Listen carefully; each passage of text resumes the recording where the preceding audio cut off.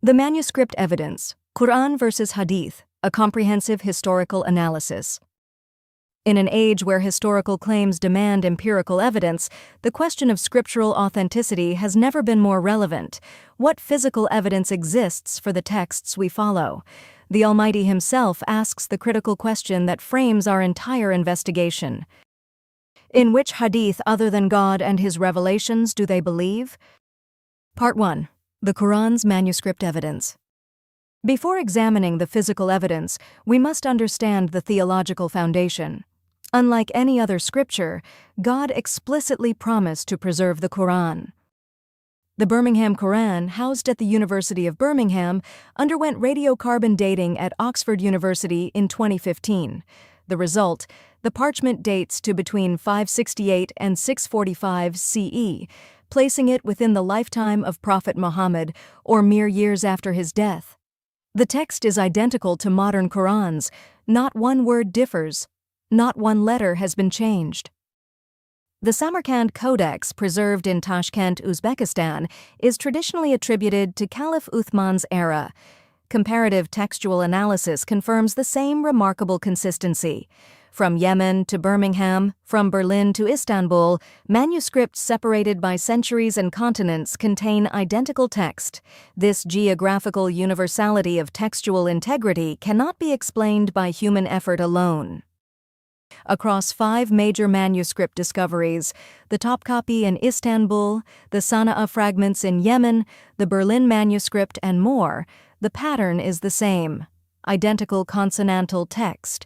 Minor orthographic variations like spelling differences between British and American English, but not a single doctrinal change. God's promise in verse 15:9 has been demonstrably fulfilled. Part 2. The Hadith Timeline Gap. Now consider the Hadith timeline. Prophet Muhammad died in 632 CE.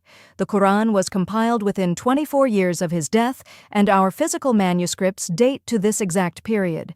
But the most famous Hadith collection, Sahih Bukhari, was compiled by a man who lived from 810 to 870 CE, a full 200 years after the Prophet's death. And the earliest surviving manuscript of Bukhari dates to approximately 1017 CE, over 150 years after Bukhari himself died. This represents a 385-year gap between the Prophet's death and our earliest Bukhari manuscript. During this immense time span, we have no physical evidence for how the Hadith were transmitted, preserved, or potentially altered. Part 3. Sunni versus Shia, Mutual Rejection. Both Sunni and Shia traditions claim to transmit authentic reports from the Prophet, yet they rely on different narrators, different chains, and reach contradictory conclusions. The most prolific Sunni narrator, Abu Huraira, with over 5,300 hadiths, is considered unreliable or a fabricator by Shia sources. When two groups claiming the same source produce mutually exclusive material, logic dictates at least one is wrong. Part 4. The Quran's Warning Against Other Sources. God uses the very word hadith in the Quran to warn against following any hadith other than His revelation. Those who uphold baseless hadith divert others from the path of God. God calls the Quran the best hadith, a book that is consistent. If the Quran is the best hadith, then all others are inferior by definition. Part 5. What Rashad Khalifa taught. God's messenger of the covenant addressed this directly. He said, "If you want to follow Muhammad, you follow the Quran, because it came out of Muhammad's mouth." The Hadith was never authored by the Prophet. It has nothing to do with the Prophet. We know now from many years of research that the Hadith are fabrications attributed to the Prophet.